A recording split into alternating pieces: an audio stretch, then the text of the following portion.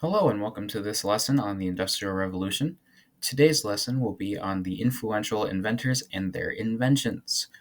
Now, real quick here, I would like to apologize for the glare in my glasses. I can't see without them, so we're just going to have to live with it. Alrighty. Well, to start off our presentation here, I have split this lesson into three separate categories. We have textiles and farming, electricity, and steam. We're going to start off here with textiles with Eli Whitney and the cotton gin. Now, Eli Whitney was born in 1765 and died in 1825. And he was an American inventor who's known for his invention, the cotton gin, in 1793. Now, the cotton gin is a machine that could easily separate cotton from its sharp seeds. That was originally done by hand and was usually done by slaves. Now, this invention was designed to help eliminate slavery, but because of how easy it was to use, it actually led to an increased use in slavery. So that invention kind of backfired in that way. Now, the next inventor and invention here we have is actually Eli Whitney again, but this time he did not invent what is your interchangeable parts. He instead had promoted them. Now, this was when he had been manufacturing and selling muskets.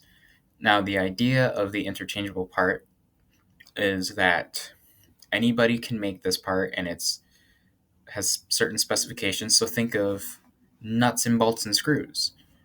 There are different nuts, bolts, and screws, but if you buy a 3/4 inch screw from one place and a 3/4 inch screw from another place, it's going to be the same screw.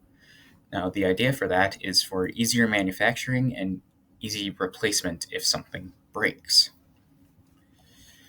All right, the next inventor and invention we have is James Hargreaves and his invention, the spinning jenny.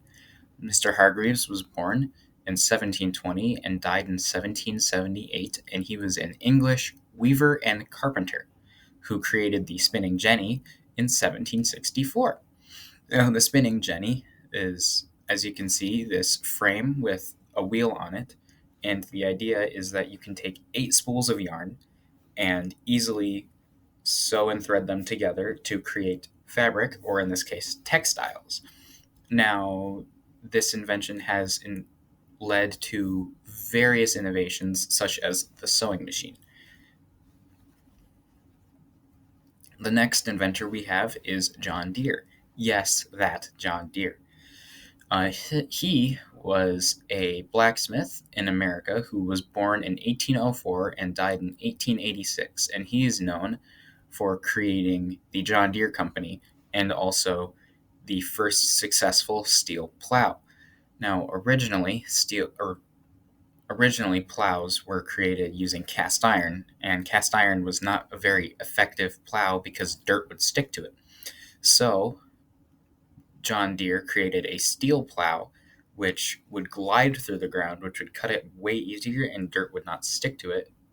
And you can tell it was a pretty successful invention, seeing as the John Deere Company is still around 188 years later as of 2025.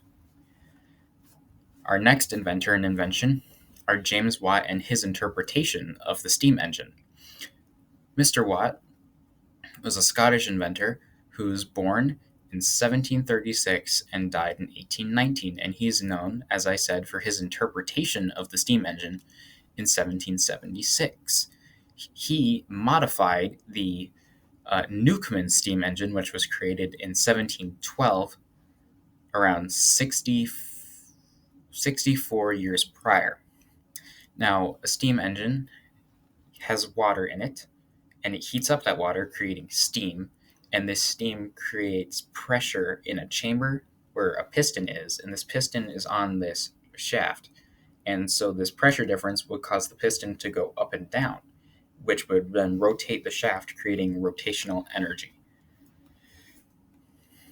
And the steam engine has paved the way for mechanics to this day.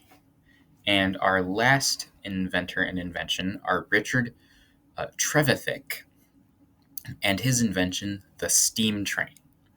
Now, Trevithick was born in 1771 and died in 1883. He was a British mining engineer, and in 1803 he created the first ever steam locomotive.